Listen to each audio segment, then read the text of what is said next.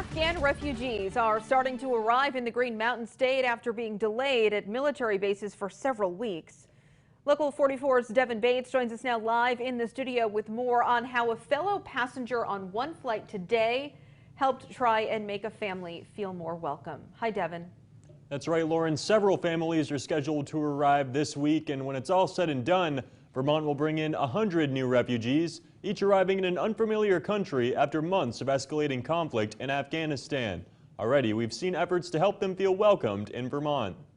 Freelance photographer James Buck takes a humanitarian approach to his work. He's been around the world documenting the struggles of refugees and survivors of major disasters for relief organizations. When there's a major global crisis, it's the job of a photographer to kind of witness and to let people understand the experience and open their hearts to what's going on with their fellow human beings. That's sort of what I see myself doing. But his latest photos came aboard an American Airlines flight en route to Burlington, Vermont on Friday. He noticed there was a family of Afghan refugees on board and offered to help translate for them.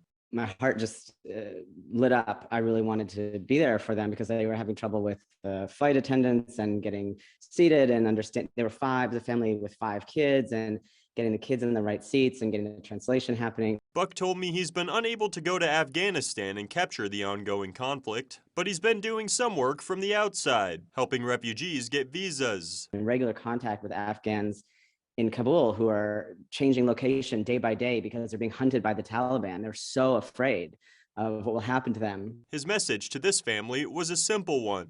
I am your friend. I asked him why that message in particular was important to get across. So the first thing I try to do is make people feel comfortable.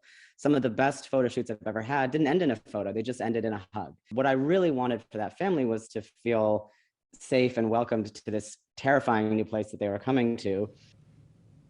Now, State Refugee Director Tracy Dolan told me the delay in refugees arriving was caused by the large amount of people looking to come over, and additional families are expected next week. Live in the studio, Devin Bates, Local 44 News.